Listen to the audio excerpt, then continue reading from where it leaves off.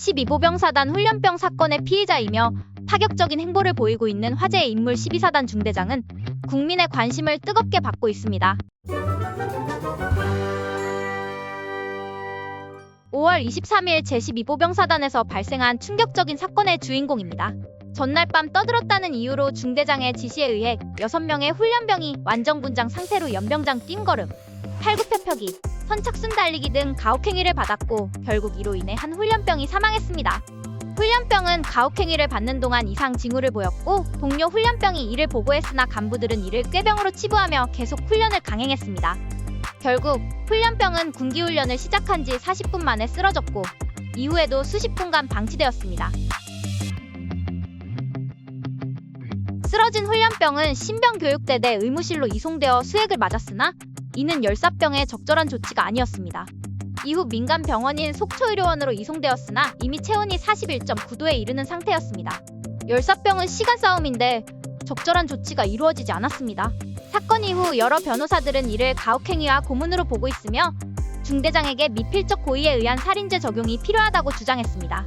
과거 유사 사건에서도 가혹행위와 중과실치사죄가 유죄로 인정된 판례가 있습니다.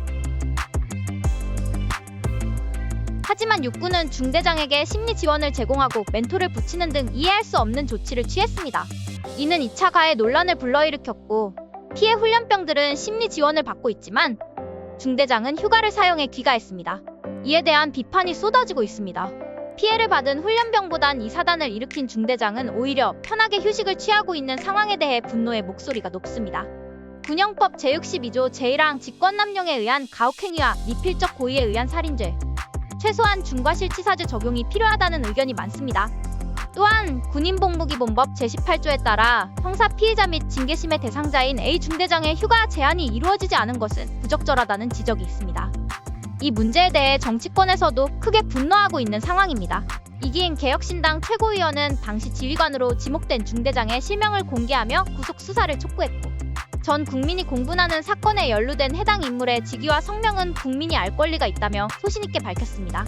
그리고 대한민국 장병들을 소모품 취급하는 나라의 미래는 없다며 얼토당토 않는 심리 상담은 멈추고 사건의 진상을 면밀하게 파악하라고 촉구하고 있는 상황입니다.